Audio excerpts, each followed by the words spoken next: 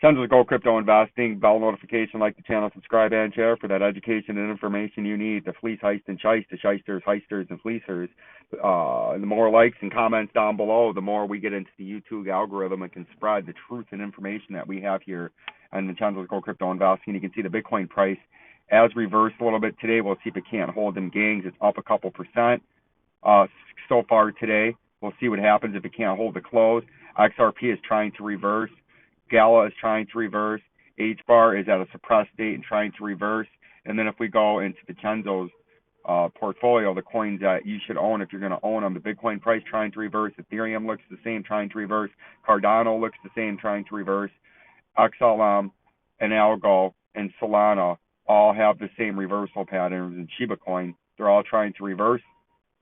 Shiba Coin, or Doge, I wouldn't advise you to own. But the other ones, Solana, I wouldn't even own that one. But Algo and the above, yes. But what we're really here to look at is the gold.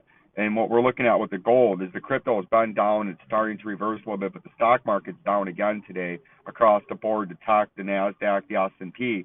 But if we take a look at the gold, the dollar's had a huge reversal today. It had a huge reversal yesterday in the green candles around 3. And then at 12 currently, we had a big reversal. And you can see it's been in that same pattern. And I think we're in a topping out pattern in the U.S. dollar. And I think the highs are in, at least locally, possibly for the dollar. And if that is the case, and the local high is in the dollar after a phenomenal run since President Biden took over, which has helped tame some of the inflation. You can see the U.S. dollar from the 21st all the way until September 22. The U.S. dollar was up 28%, even with record inflation, the highest in 50 years since 1980. That was tamed and kept to a minimum because the U.S. dollar was up 28%. But now at current price, you can see the U.S. dollar. You can see the U.S. dollar. That's nice. This wasn't charging the whole time. The U.S. dollar is now down from its high at current valuation 11%, and it's at a critical support level because this was an old resistance support level in the way off machine. And at the same time, right here, the federal government started quantitative easing and printing during COVID at the green line, and the U.S. dollar tanked. And then it started to bottom out as they started talking about maybe making some moves in the wintertime, in the summertime right there. And then we accelerated to the upside after they made their first official tighten. The dollar skyrocketed, but now the market's starting to see in a big topping pattern that the market has soft pivoted, even though they're talking like they're going to continue to tighten.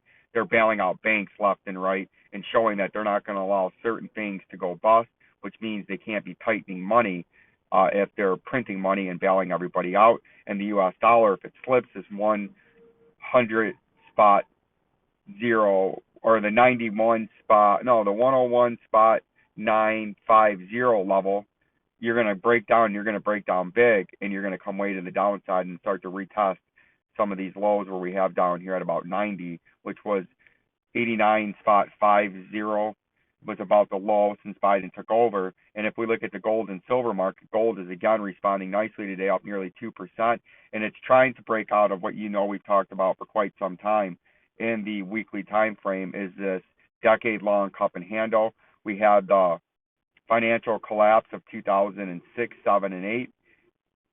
Gold skyrocketed. It tripled, right? It was sitting down here at about, it over tripled. It was sitting down here pre-collapse at 257, and then it skyrocketed over to $2,000.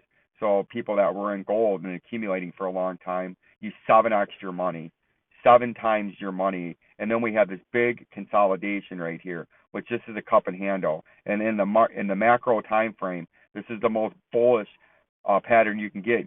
After you can see the first blow off top you had in gold was in 1980, then you had a big crash and a huge 2-decade, almost 3-decade consolidation from the crash low in about 82 to the long consolidation through 04. That's 20 years to the big 6-year bull run that you 7 times your money when you had 2 decades to accumulate gold bullion if you're holding it for the long term as a store of value, or you had 2 decades to buy gold mining stocks and or just the ETF to swing trade a 7x return. And then we had the big consolidation right here, which could be a big cup and handle, because as you swoop around, that's the cup. You see that?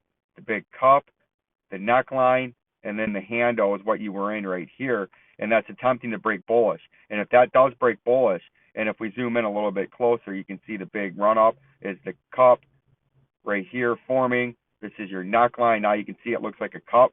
See that?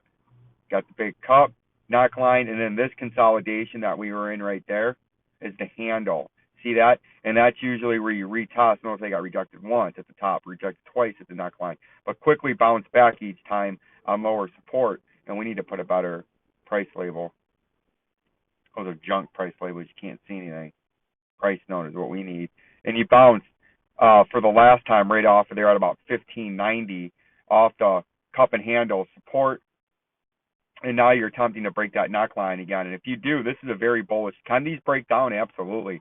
But this is one of the most bullish formations you can get in a decade-long pattern in the macro time frame. And we're waiting to see if this does break up, because an initial breakout would fire you up to about $2,500. 2531.91 is my initial target that we've been talking about since we've got rejected off of this cup and handle the first time on the neckline. We're talking about $2,500, and that is where our next breakout target's going to be as soon as we can clear that area, and it'll happen very quickly. And then if you did break that, your technical target out of this cup and handle is all the way up here at $3,500. And for gold, if that didn't make a technical breakout from the breakout point in gold, the initial move should be a 32% move, which is a huge move in gold. And then you could almost one bag yourself 100 extra gold holdings as just a bullion if this does break to the upside. Yes, it could break to the downside because it could look and be a failed rejection off this most bullish pattern, and then you break down, and then you just have a big mountain double top, and then you might have to do something like this in gold and come back up. But that I don't think is happening. I think this still is going to break to the upside eventually. And then our mining stocks that we own, and that's why we own mining stocks. And if you don't know, this is a gold update. We own a lot of shares of B2 Gold because I think it's relatively cheap.